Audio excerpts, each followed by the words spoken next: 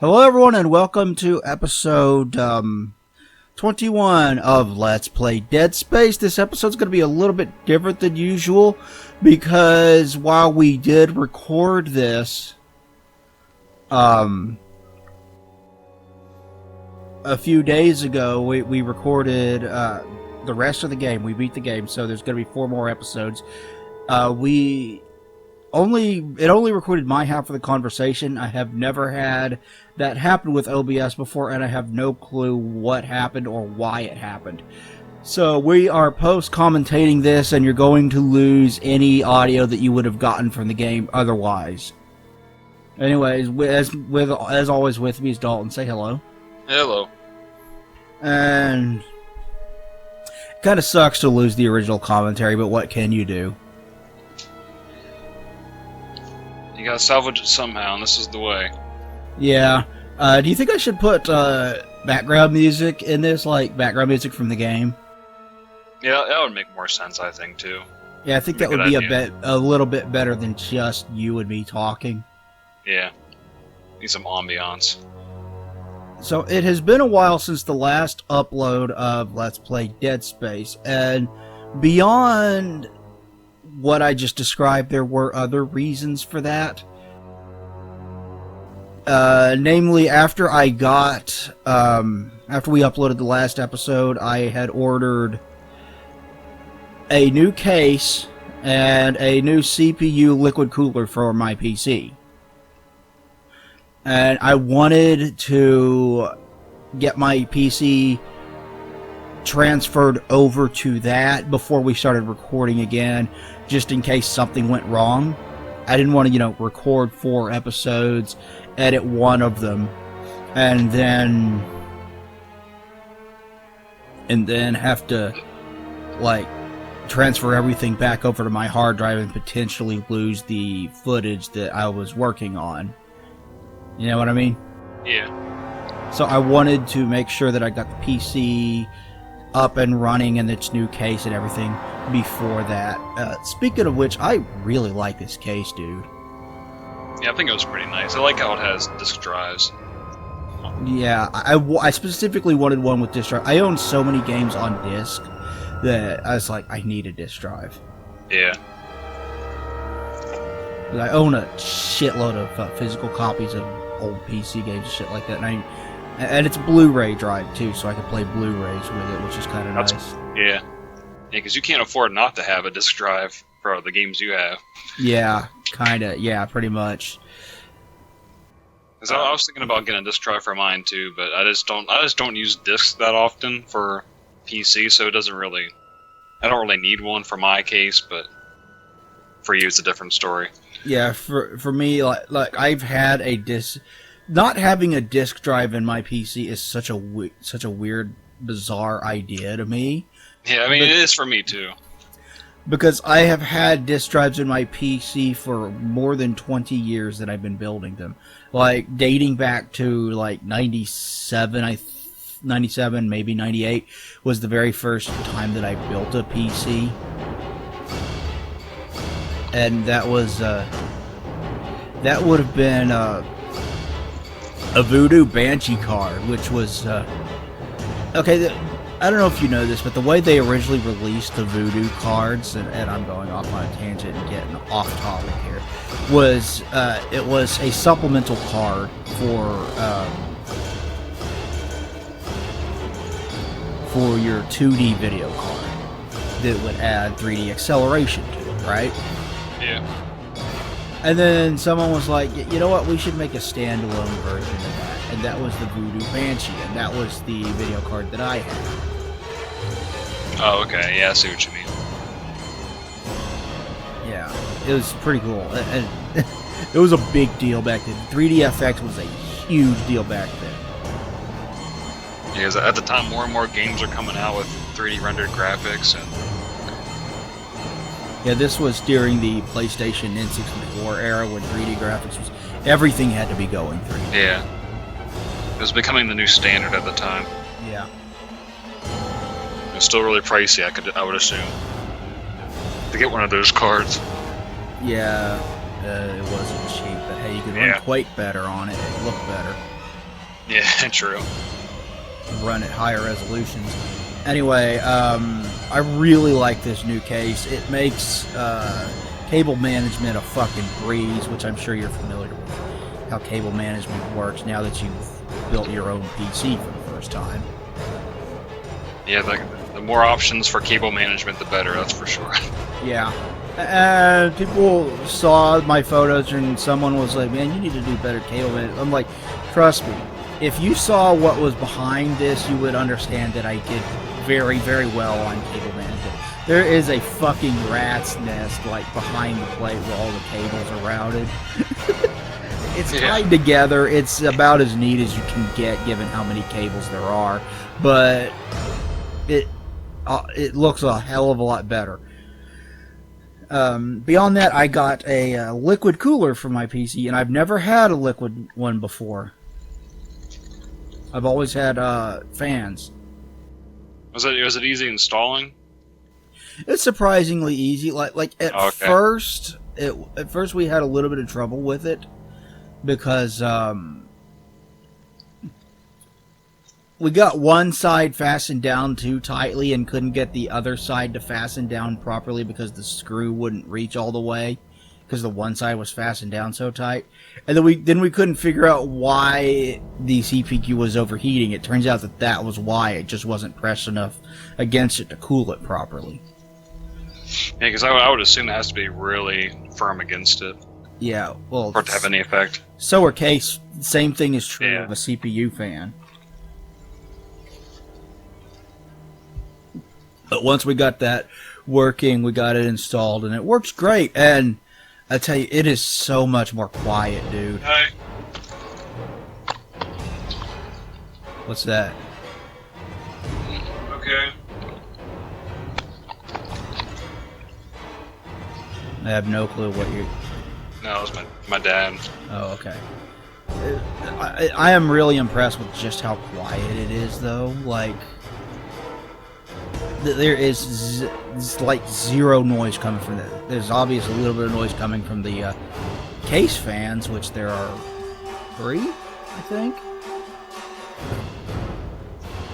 Big fucking case fans, and then you get the 2 on the cooler as well. What size are the fans? Like 120 millimeter?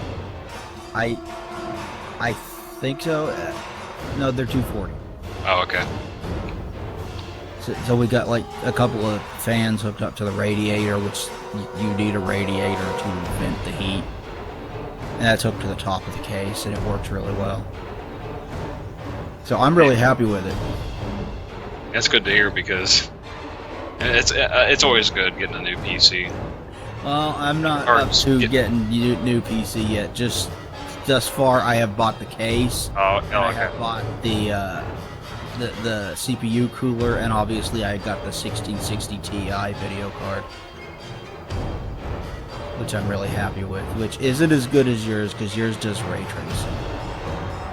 Yeah, I mean, I still gotta try out that Quake 2 demo. Yeah, I really want to try out the ray tracing Quake 2 demo. I hooked it up to my 4K, 55-inch 4K television, and it pretty much immediately switched over to a 4K resolution on that. So I guess my 1660 Ti can do 4K, at least on some games. What kind of monitor do you use? In terms of like hertz and whatnot? 60 hertz. Oh, okay.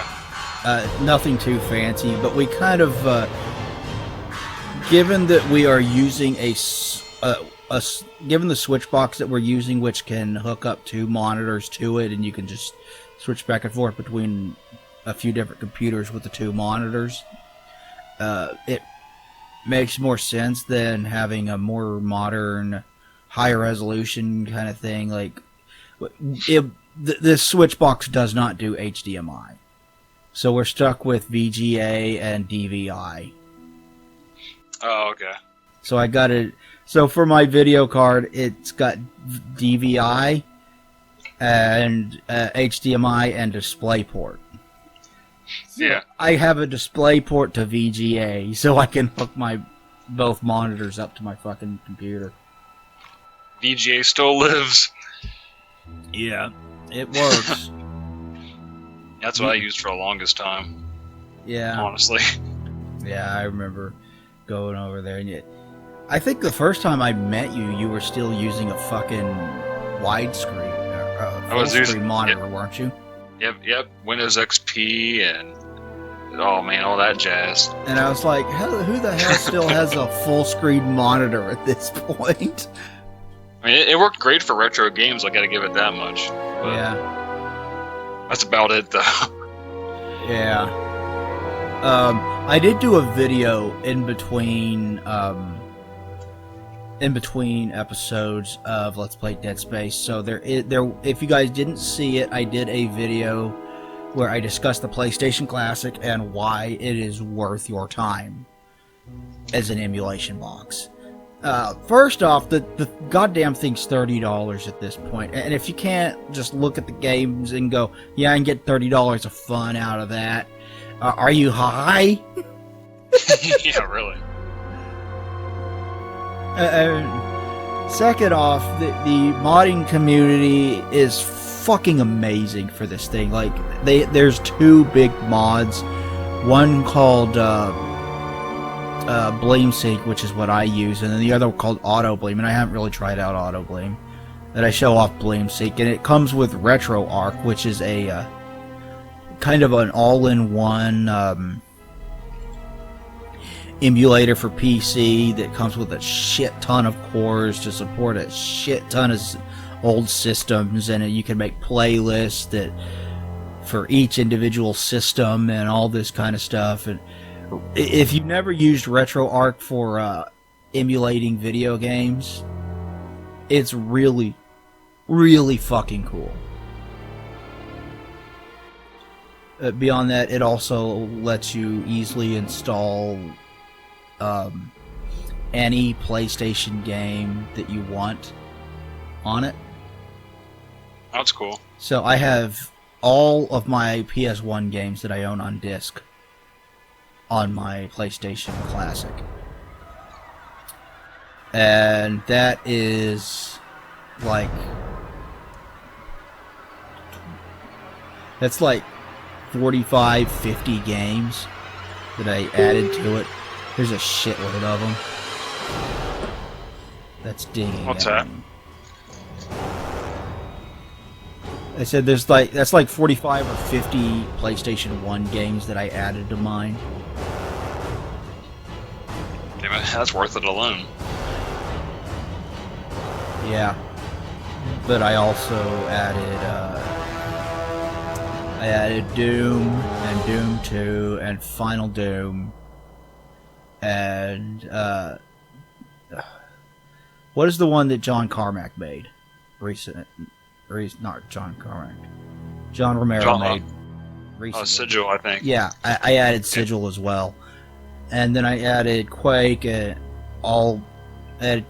its 2 expansions, and the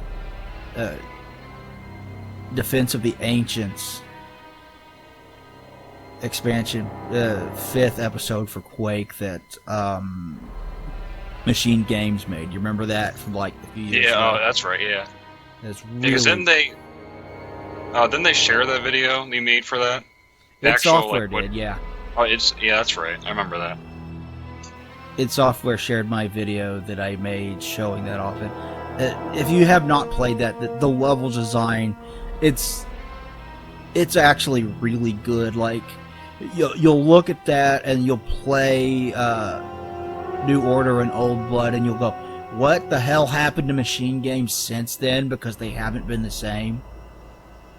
They haven't. Yeah. Like, I don't know if you got around. I haven't played the new one, Youngblood. I haven't played it either, honestly. Reviews of it were even more mixed than New Colossus. New Colossus was, and New Colossus received a lot of dislike and hate from people. Like, I actually got the Youngblood free when I bought I think it was either my CPU or my GPU, but I got it for free. And I just haven't installed it yet. I mean, I still gotta play the second one before I get around playing that. Yeah, but Old Blood and New Order were really, really good games. Oh man, I beat the New Order like 4 or 5 times. I love that game. It's like one of my new favorite shooters. Yeah, it's one of the better shooters of this generation. It really is. So is Doom 2016. Speaking of Doom Eternal got delayed.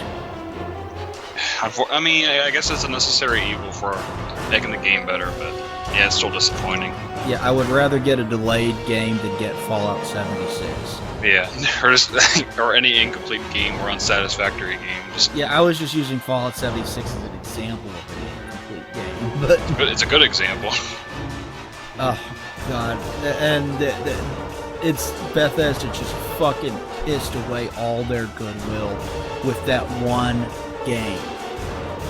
It's amazing just how many times they've tripped over themselves with that one game. I guess it's got to happen eventually, in one blunder. Yeah. But at least with that Doom, the announcement that the id Software made, at least they announced that Doom 64 is coming to other consoles, other than the Switch. Yes, Doom 64 originally announced just for Switch is coming to the PlayStation, for the Xbox One, and there will be a PC release. So, for those of you, I'm sure a bunch of you have been playing it on PC as is, because you've got the Absolution mod that is basically it's a PC port of Doom 64. It's a total conversion mod for Doom 2, but it's Doom 64. Yeah, I play a little bit of it. It's pretty much spot on. Yeah. But we're going to get an official PC release, which I'm excited for. I'm excited. I'm just glad it's finally going to officially be on more than just the Nintendo 64 with better controls, you know? Because it really deserves it, because I think it's just one of the best, like, horror shooters in general. Like a much heavier horror emphasis. Yeah, if you haven't played Doom 64, it's still the action-packed Doom you know and love, in a sense, but it's got a very different feel to it because of the horror atmosphere. The sound design has all been reworked, and the audio is... Aubrey Hodges is the composer's name? I think so. Yeah, sounds right. Yeah, I believe the composer's name is Aubrey Hodges, and he did excellent work on this and a bunch of other games, and he created a very creepy atmosphere for Doom 64, and it's awesome. Because he also did PS1 Doom as well, I think. Yeah, which is also... I mean, PS1 Doom is basically more Doom, but it's very, very good. Yeah. Again, reworked sound design, colored lighting,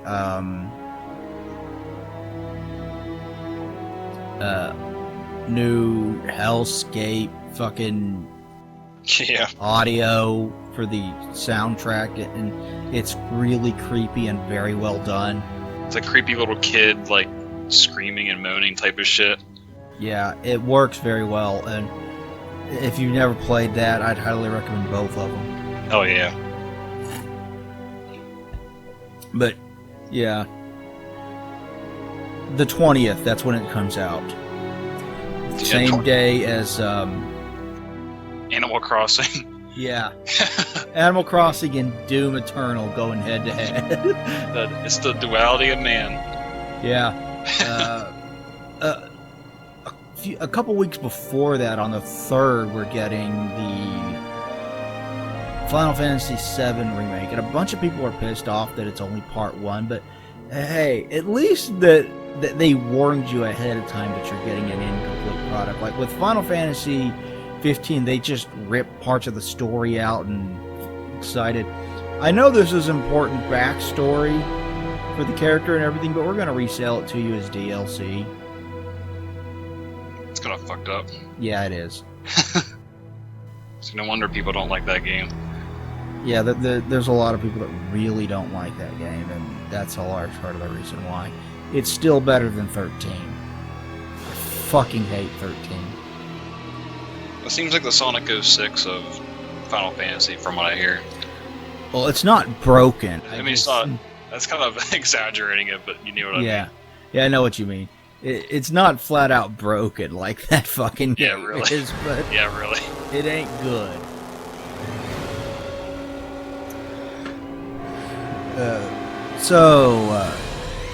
Baseball season ended. Yep. I guess the Nats beat the Cardinals earlier. Yeah, I was going to get to that, but I was going to talk about the Texas Rangers first, 'cause they're my local team. The Texas Rangers, at the beginning, before the season started, I was expecting the Rangers to be awful. And then about halfway through the season, they gave me hope that it might actually be a decent season. And because about halfway through the season, they were above 500. They were well above 500. They were in talks for at least a wild card spot. Everyone was like, "Holy crap! The Rangers are actually pretty good. It's kind of surprising."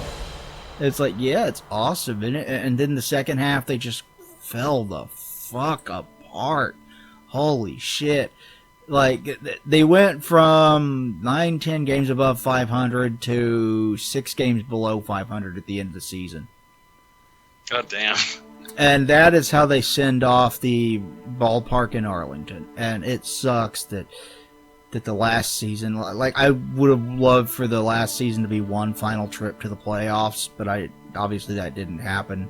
So I was expecting them to be shit. And then I was expecting them to be good because they were playing very well. And then it ended in disappointment.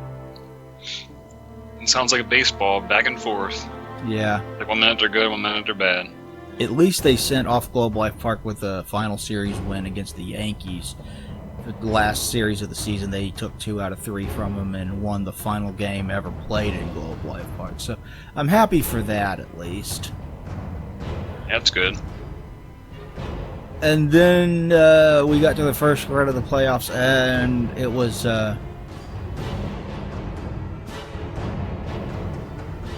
Nats and Brewers, and I think it was the Brewers bullpen just fucking blew it toward late in the game and lost because of it. So the Nats advanced, and they got to play the Dodgers. And I don't think anybody was expecting the Nationals to beat the Dodgers, because the Dodgers got 13 more wins during their regular season. 13! I still can't believe they won, actually. Yeah, I mean, they had a 93-win season, which isn't bad. But compared to the Nationals, I mean, compared to the Dodgers, the Dodgers won 106 games this season. Damn.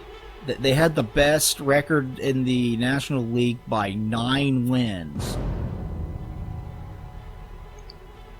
That's pretty impressive. Yeah, the second best. Yeah, the second best record of the National League was the Atlanta Braves at 97 wins.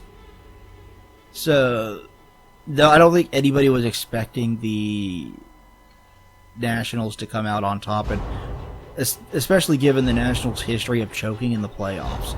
Yeah. They have never, before they beat the Dodgers, they had never won a playoff series. So yeah, it's a big deal. Yeah, it is a lot of fans.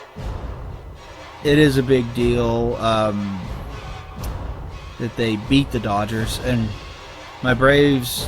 I grew up a Braves fan because my dad grew up a Braves fan. Because when my dad was a kid, like I don't even know if there was a Texas Rangers at the time. There weren't that many teams in the South at the time. You know, there was like the Cardinals and the Braves, and that was pretty much it. And his favorite player was Hank Aaron, so he grew up a Brave fan. Yeah. So I grew up that I was always watching the Braves on TBS, because back in the 90s, they were always on TBS, every single game. So I got to watch the Braves all the time as a kid. And wound up becoming a fan of the team because of that. So, die-hard, lifelong Braves fan, and they fucking just stabbed me in the goddamn heart. yeah, you think? So, they played the Cardinals. And everyone was expecting the Braves to win because on paper the Braves looked like the better team. And blew a lead in the first game, blew a lead in the fourth game, wound up taking it to Game 5 at a series that should have been over in either 3 or 4 games. If they hadn't blown leads, it would have been. And then they got embarrassed and blown out, and they could have stopped the game after the first inning in Game 5. God, that was embarrassing. I quit watching. It was too painful. Yeah. I just fucking quit watching. I was like, I've seen everything I need to see.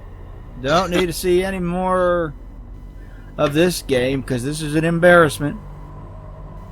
They couldn't get anybody out. They gave out 10 runs in the first inning. Damn. Yeah, fucking awful. Because I remember seeing the Braves in Philly, like in 2011, I think, and they whooped their ass. The Braves did, anyway. Yeah. Well, the We used Braves. we used to be Phillies fans. That's why. Well, where you're located, you kind of got a choice of teams. Yeah. Because obviously the Phillies aren't far away. The Pirates aren't far away. Obviously both of those are in the same state. Then you cross You're over Maryland. into Maryland, and you've got the Baltimore Orioles, and I have no fucking clue why you would ever want to cheer for the Orioles. Yeah, that's not me, dude. I don't think it ever will be. They're an embarrassment right now. No. That's what they are. That they've had back-to-back 110 lost seasons. That's how bad the Orioles are. Bad time to be an O's fan, that's for sure. Yeah. Because the Nationals are a fairly new team. I mean, I guess they've been around for, like 10 years now, over 10 years. Yeah, before that they were in Montreal, so they've been around a lot longer than that, just not in... Not in D.C. Not in D.C., yeah. They were the Montreal Expos before that.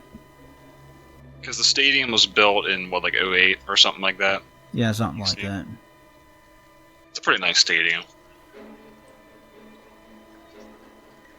Yeah. We went to Star Wars Day there That a couple sounds years like ago. fun. Yeah. Got like a collectible take-home and stuff. Of course, there in Harrisburg, you've got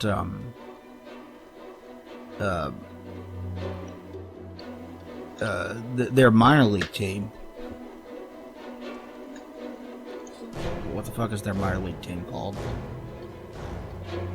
Not sure, honestly. Harrisburg Senators?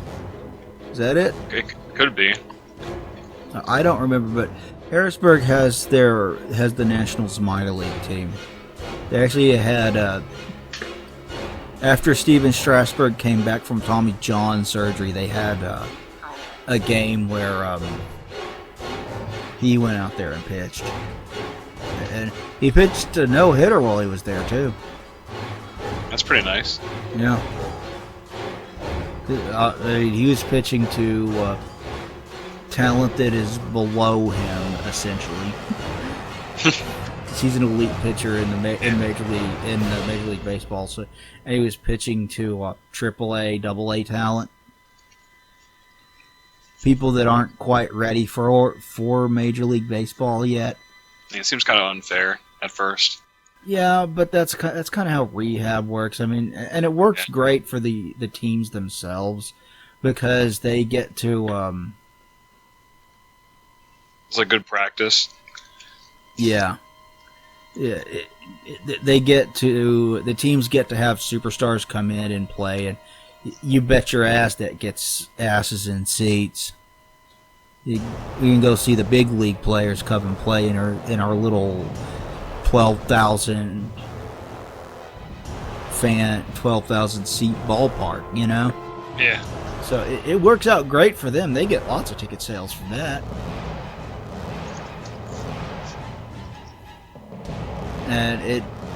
And the whole point of rehab is to get you back into playing shape after you haven't played for a few weeks or a few months, coming back from an injury. Yeah, true. Makes sense. Yeah. So, is this it? Yeah, it looks like it, yeah. No, we got about another minute. Oh, yeah, we do. Okay, so I thought that was the end of it. Because I usually save at the end of the episode.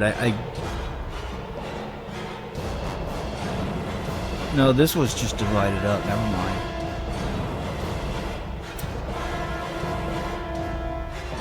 So I guess I stopped after this guy shut up. I don't remember how I divided this up, but it's getting at the end. We got about 36 seconds left, and 20 of that's just fucking music.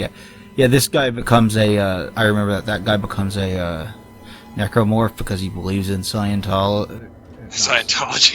It's based on Scientology. Anyway, yeah, thank you everybody for watching. Please like, comment, and subscribe down below. It'd be greatly appreciated. We'll talk to you guys next time. Bye, everybody. See ya.